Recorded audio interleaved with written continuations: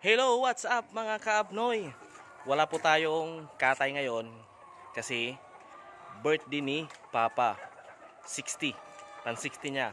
Kaya ngayon nandito ako sa farm namin. Kaya kung hindi pa kayo naka-subscribe, baka naman Abnoy TV lang po malakas. Pasok po tayo sa aming munting piggery. Tara. Welcome, welcome, welcome. Ito na po mga kaabnoy. Kunting ano lang to, kunting bisita. Tara. Ito yung mga patining area namin. Katapos ko palang maglinis. Tara, tour natin kayo.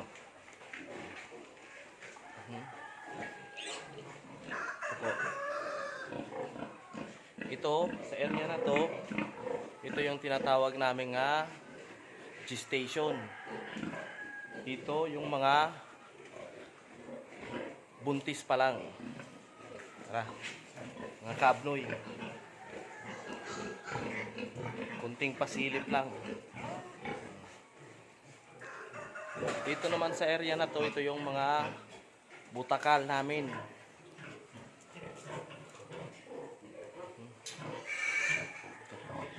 Sa kabila naman, ito yung tinatawag naming area ng mga tawag dito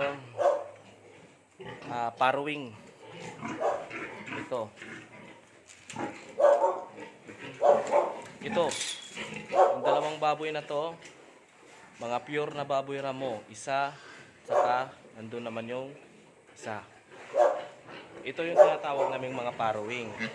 Hindi pa ito nagagawa, gagawin pa lang. Kung napapansin nyo mga kaabnoy, nakaangat siya, nakaangat sa flooring para hindi yung mga bake malalamigan, para malakas yung resistensya nila at saka malayo sa sipon. Kaya mapansin nyo ito, mga anak pa lang, may mga plastic matting, nakakangat siya po siya yan sa flooring para iwas lamig, iwas sipon, saka pagtatae. Ito, hindi pa namin ibababa. Tapos ito pa, meron pa. Kung napapansin nyo, lahat yan nakaangat, naka-organize lahat yung mga parrowing namin. Ito pa, marami ho kaming biik. Marami. Saka ito, hinihintay pa namin ito na mga anak. Sa kabila naman, ito, wala na yung inahin dyan, kinuha na para, kumbaga sa term namin dito, ilulutas. Ang mga 60 days siya dito, from day of birth, para malakas na siya masado. Malakas na sa resistensya. Ito. Diba? Lahat po yan naka-organize, nakaangat. Kaya wag ko yung maniniwala dun sa mga naglalako na mga tag 3-5 lang. Nako, ako nang nagsasabi sa inyo, mga ano lang yan, mga hindi naman nasasabihin natin mga backyard, pero mga sabihin hindi gaanong inaalagaan masyado. Ito, tingnan nyo mga kaabnoy, farm na farm. Sa likod ko naman, lahat po yan, lahat. Dito naman tayo sa kabila, halos okupado lahat dito.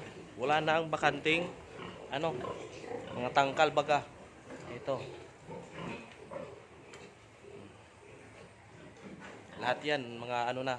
Dito naman sa kabila, dito yung tinatawag na mga lechon, mga lechonon. Saka pala natatapos pa lang ako kanina maglechon. Nandyan guys, Dyan. Kasi birthday ni Papa, 60 niya. Sige, mga kabnoy, as of now, yan lang muna yung papakita ko kasi hindi pa masyadong na yung pagbablogger ko. Sa susunod naman yung fish pan namin at saka yung namin dun sa mga layer baga. Meron din kami doon, mga pansabong, kompleto.